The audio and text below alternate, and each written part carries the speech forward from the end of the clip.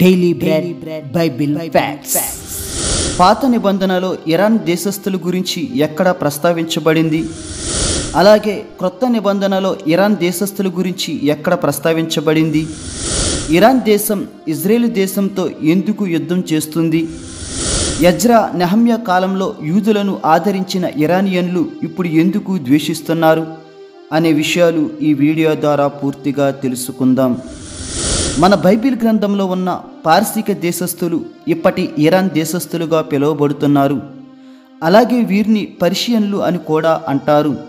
క్రీస్తు శకం 1934 డిసెంబర్ 25 వరకు ఇరాన్ దేశస్థులను పర్షియన్లు అనేవారు. ఈ తారీఖున ఇరాన్ దేశంలోని టెహ్రాన్లో విదేశీ వ్యవహారాల మంత్రిత్వ శాఖ అధికారికంగా ఇరాన్ అను పేరును ఉపయోగించాలని ఉత్తర్వులు జారీ చేసింది. అప్పటి నుండి ఇప్పటి వరకు పర్షియా బదులుగా ఇరాన్ దేశంగా పిలువబడుతుంది. పాత నిబంధన గ్రంథంలో ఇరాన్ దేశస్థుల గురించి ఎజ్రా, నెహమ్యా, ఎస్తేరు, ఎహెజ్కేలు, ఇర్మియా, దానియేలు కాలాల్లో ప్రస్తావించబడింది. ఇప్పుడు ఇరాన్ దేశస్థుల గురించి లోతుగా తెలుసుకుందాం. ఇర్మియా గ్రంథము 25వ అధ్యాయము 11వ వచనం. ఈ జనులు 70 సంవత్సరములు బబులోను రాజునకు దాసులుగా ఉందురు. ఈ లేఖనం ఇజ్రాయేలు జనాంగాన్ని ఉద్దేశించి వ్రాయబడింది. ఇజ్రాయేలీయులు బబులోను చెరలో 70 సంవత్సరములు ఉంటారని ఇర్మియా ప్రవక్త ద్వారా దేవుడు తెలియజేస్తున్నాడు. ఇది నిజంగా బబులోను రాజైన నెబుకద్నెజరు క్రీస్తుపూర్వం 609 సంవత్సరంలో ఇజ్రాయేలీలను తన దేశానికి చెరగొట్టుకుని పోయాడు.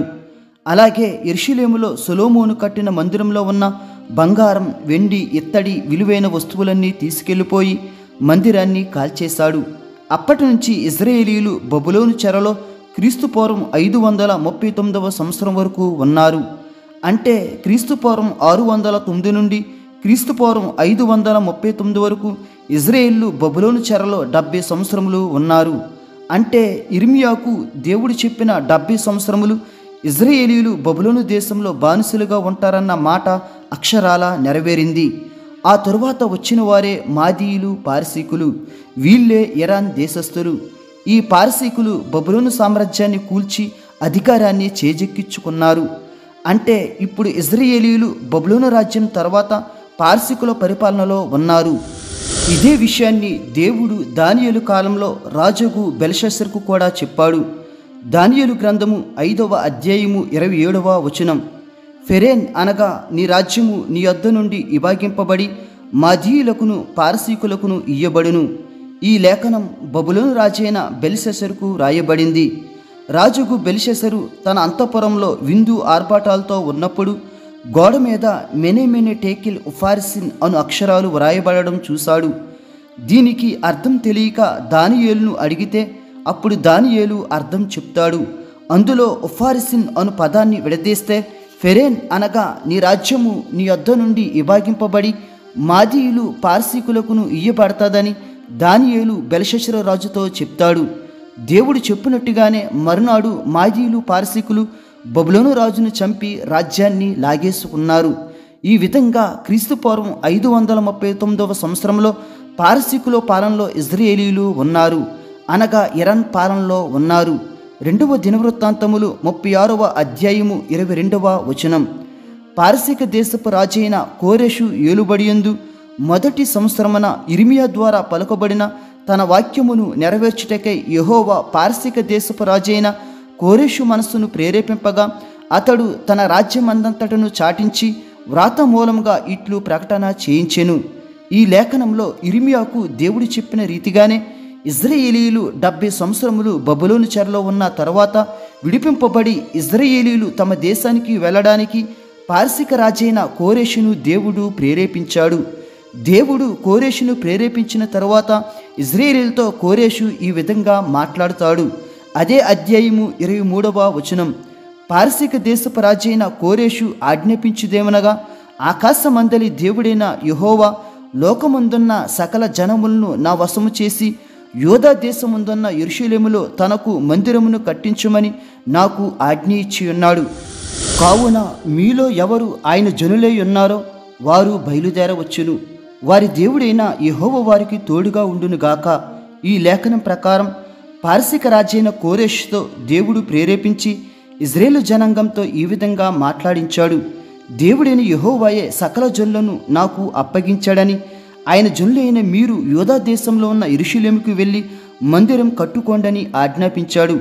అప్పటికి ఇజ్రాయేలీలు బబులోను దేశంలో ఉన్నారు. అప్పుడు ఇజ్రాయేలీలు ఇంచుమించు 50,000 మంది తిరిగి యెరూషలేముకు వచ్చి ఎజ్రా నాయకత్వంలో యెరూషలేములో 2వ మందిరాన్ని నిర్మించారు. నెహమ్యా నాయకత్వంలో యెరూషలేము గోడలు నిర్మించబడ్డాయి. తిరిగి ఇజ్రాయేలీలు తమ దేశానికి రావడానికి కారణం పారసీక రాజైన కోరేషు ఆదరించడం వల్లనే. అంటే పాత నిబంధన కాలంలో పారసీకులు ఇజ్రాయేలీలను గౌరవించారు. మందిరం కట్టుటకు అన్ని సదుపాయాలు సమకూర్చారు. పైగా పారసీకుల రాజుతో దేవుడు మాట్లాడాడు. అంటే పారసీక ప్రజలపై దేవుని దయ కూడా ఉన్నది. ఈ విధంగా క్రీస్తుపూర్వం 539 నుండి క్రీస్తుపూర్వం 331 వరకు పారసీకుల పాలనలో ఇజ్రాయేలీలు ఉన్నారు.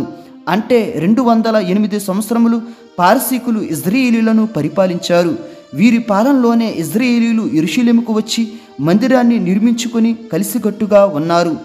ఆ తరువాత పారసీకులను గ్రీకు రాజైన ద గ్రేట్ అలెగ్జాండర్ ఓడించి రాజ్యాన్ని స్వతంత్రించుకున్నాడు. ఆ తరువాత గ్రీకులను రోమీలు ఓడించి రాజ్యాన్ని స్వతంత్రించుకున్నారు. ఆ తరువాత రోమా పాలనలో క్రీస్తు శకం 70వ సంవత్సరంలో రోమా సైన్యాధిపతి అయిన టైటస్ అనే వ్యక్తి యెరూషలేము మందిరాన్ని సర్వనాశనం చేసి యూదులను ఓచకోత కోశాడు. ఇది సరిగ్గా యేసు ఆరోహణమైన 40 సంవత్సరములకు జరిగింది. ఇదే విషయాన్ని యేసుక్రీస్తు కూడా శిలువ మరణం ముందు తన శిష్యులకు చెప్పాడు. మత్తయి సువార్త 24వ అధ్యాయము 1-2 వచనములు. యేసు దేవాలయము నుండి బయలుదేరి వెళ్ళుచుండగా ఆయన శిష్యులు ఆ దేవాలయపు కట్టడములు ఆయనను చూపించవచ్చిరి. అందుకైన మీరు ఇవన్నీ చూచుచున్నారు కదా, రాతి మీద రాయి ఒకటైనను ఇక్కడ నిలిచి ఉండకుండా పడద్రోయబడునని మీతో నిశ్చయముగా చెప్పుచున్నానని వారితో అనెను. ఈ లేఖనంలో యేసుక్రీస్తుకు మందిరం యొక్క కట్టడాలు శిష్యులు చూపిస్తుంటే యేసు వారితో ఇలా అన్నాడు: ఈ మందిరం యొక్క రాతి మీద రాయి ఒక్కటి కూడా ఉండదు, మందిరం త్వరలో కూల్చివేయబడుతుందని శిష్యులకు యేసుక్రీస్తు చెప్పాడు.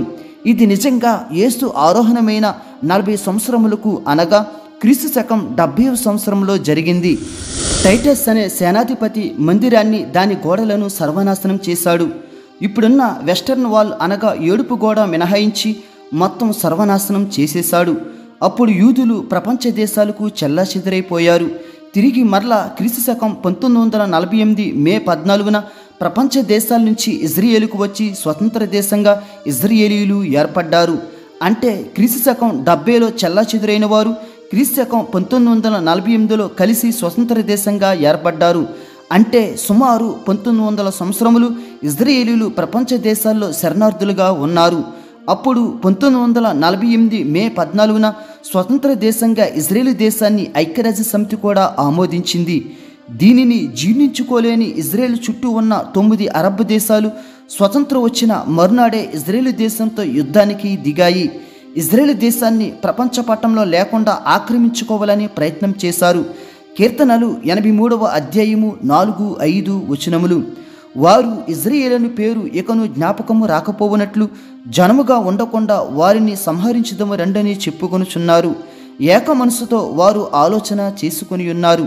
ఈ లేఖనం ప్రకారం ఇజ్రాయేలు చుట్టూ ఉన్న శత్రువులు ఇజ్రాయేలు పేరు లేకుండా వారు జనముగా ఉండకుండా చంపాలని ఏక మనసుతో నిర్ణయం తీసుకుని యుద్ధానికి బయలుదేరారు. ఇంతకీ ఆ శత్రువులు ఎవరో కూడా బైబిల్లో వ్రాయబడింది. ఆ క్రింద వచనాలు చదివితే మనకు అర్థం అవుతుంది. గుడారపు వాసులైన ఎదోమీయులను, ఇష్మాయేలీలను, మోయాబీయులను, హగ్రీయులను, గెబలు వారును, అమ్మోనీయులను, అమాలేకీయులను, ఫిలిస్తీయులను, తూరి నివాసులను నీకు విరోధముగా నిబంధన చేసుకుని ఉన్నారు. ఈ లేఖనంలో ఇజ్రాయేలు చుట్టూ ఉన్న 9 దేశాలు మనకు కనిపిస్తున్నాయి. Gaza, Lebanon, Syria, Saudi Arabia, Egypt, Iran, Yemen, Jordan అన్నీ కలిపి 1948లో స్వతంత్ర దేశంగా ఏర్పడిన మరునాడే ఇజ్రాయేల్తో యుద్ధానికి వచ్చాయి. కానీ ఆ యుద్ధంలో 9 అరబ్ దేశాన్ని ఒకేసారి ఇజ్రాయేల్ దేశం ఓడించింది. అంతమందిని ఇజ్రాయేల్ దేశం మట్టి కరిపించింది అంటే దేవుడు ఇజ్రాయేల్ పక్షాన యుద్ధం చేశాడు.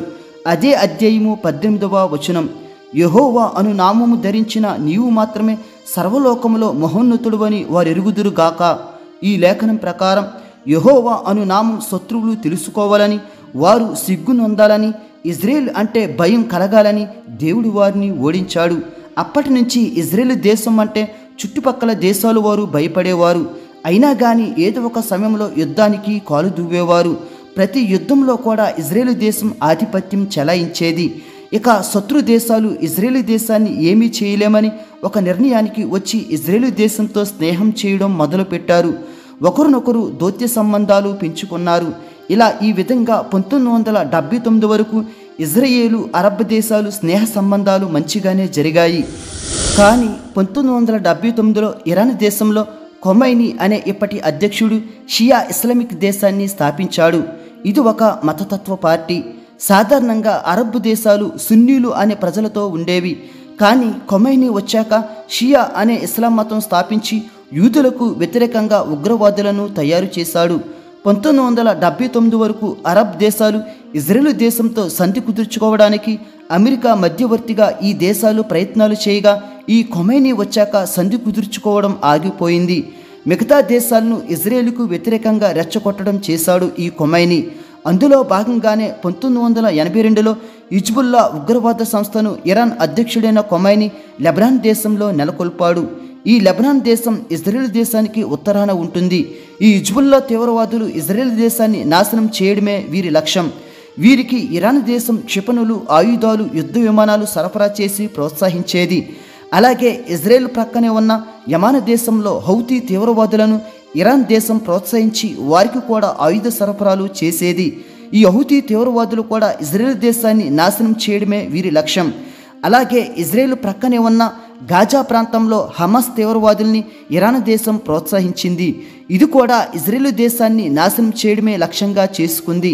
ఈ విధంగా ఇరాన్ దేశం హిజ్బుల్లా, హౌతీ, హమాస్ అనే 3 తీవ్రవాద సంస్థల్ని ఇజ్రాయెల్కి వ్యతిరేకంగా తయారు చేసి వారిని పెంచి పోషిస్తుంది. అందులో భాగంగానే గత సంవత్సరం అక్టోబర్ 7వ తారీఖున హమాస్ తీవ్రవాదుల్ని ఇజ్రాయెల్ దేశానికి పంపి అందులో సుమారు 1400 ఇజ్రాయేలీలను హతమార్చేలా చేసింది ఇరాన్ దేశం. కానీ ఇజ్రాయెల్ ప్రతిదాడి చేసి హమాస్ తీవ్రవాదుల్లో 90% మందిని మట్టి కరిపించింది. ఆ తరువాత హమాస్ తీవ్రవాదులకి సపోర్ట్ చేసిన హిజ్బుల్లా తీవ్రవాదులను కూడా ఇజ్రాయెల్ దేశం నాశనం చేసింది. ఇటీవల హమాస్ చీఫ్ను అలాగే హిజ్బుల్లా చీఫ్ను కూడా వారి దేశాల్లోనే చంపేసింది ఇజ్రాయెల్. ఆ తరువాత ఇజ్రాయెల్ హౌతీ తీవ్రవాదుల్ని లక్ష్యంగా చేసుకుని వారిని కూడా అంతం చేస్తుంది. ఈ విధంగా ఇరాన్ నెలకొల్పిన ఈ 3 తీవ్రవాద సంస్థల్ని ఇజ్రాయెల్ దేశం 90% నాశనం చేసింది. అందుకే ఇరాన్ దేశం మిగతా తీవ్రవాదులను ధైర్యం నింపడం కోసం ప్రపంచ దేశాల ముందు తక్కువ కాకూడదని ఇటీవల ఇజ్రాయెల్ దేశం మీద యుద్ధం ప్రారంభించింది. ఈ యుద్ధంలో కూడా ఇజ్రాయెల్ పక్షాన దేవుడు యుద్ధం చేస్తాడు. ఇజ్రాయెల్ను కాపాడువాడు కునుకడు, నిద్రపోడు. ఒకసారి ఈ వీడియో మొదటి నుండి ఎప్పటి వరకు చెప్పిన దానిని వీక్షకులు ఆలోచించినట్లయితే కోరేషు కాలంలో ఉన్న ఇరాన్ దేశస్థులు ఇజ్రాయేలీలను ఎంతగానో ఆదరించారు, ప్రేమించారు. అలాగే క్రొత్త నిబంధనలో పెంతుకోస్తు పండుగ దినంలో కూడా ఇరాన్ దేశస్థులు పాల్గొన్నారు. అపోస్తల కార్యములు 2వ అధ్యాయము 9వ వచనం. పార్తీయులు, మాదీయులు, యాలామీయులు, మెసొపొతేమియా, యోదయ, కప్పదొకియా, పొంతు ఆసియా, ఫ్రిగియా, పంపులియా, ఐగుప్తు అను దేశములు అందరి వారు. ఈ లేఖనంలో కనిపిస్తున్న పార్తీయులు, మాదీయులు, యాలామీయులు మొదలగు వారు ఇరాన్ దేశస్థులు. వీరు ఇరాన్ దేశం నుంచి యెరూషలేముకు వచ్చి పెంతుకోస్తు పండుగ దినంలో పాల్గొని పరిశుద్ధాత్మను పొందుకున్నారు. వీరు తిరిగి తమ స్వదేశానికి వెళ్ళి ఇరాన్ దేశంలో క్రైస్తవ సంఘాలు స్థాపించారు. అందుకే ఇప్పటికీ ఇరాన్ దేశంలో క్రైస్తవులు ఉన్నారు. ఈ ఇరానియన్లు మరలా వ్యాపార నిమిత్తం చైనా దేశం వెళ్ళి అక్కడ కూడా సువార్త చేశారు. వీరిని చైనా దేశంలో ఇప్పటికీ పర్షియన్ క్రైస్తవులు అంటారు. ఈ విధంగా చూస్తే పాత క్రొత్త నిబంధనలో కూడా ఇరాన్ దేశస్థులు ఇజ్రాయేలీలతో స్నేహపూర్వకంగా ఉన్నారు. కానీ 1979లో ఈ ఖొమైనీ వచ్చిన తరువాత పరిస్థితులు మారిపోయాయి. ఇజ్రాయెల్ దేశాన్ని అంతం చేయడమే లక్ష్యంగా పెట్టుకున్నాడు. కానీ ఇప్పటికీ ఇరాన్ దేశంలో క్రైస్తవులు ఉన్నారు కాబట్టి, మరియు పూర్వం ఆ దేశ కోరేషు లాంటి రాజులతో దేవుడు మాట్లాడాడు కాబట్టి ఇప్పుడు ఆ దేశంతో మాట్లాడి దేవుడు శాంతి నెలకొల్పాలని ప్రార్థిద్దాం. దేవుడు మిమ్ములను, మీ కుటుంబములను దీవించునుగాక. ఆమేన్.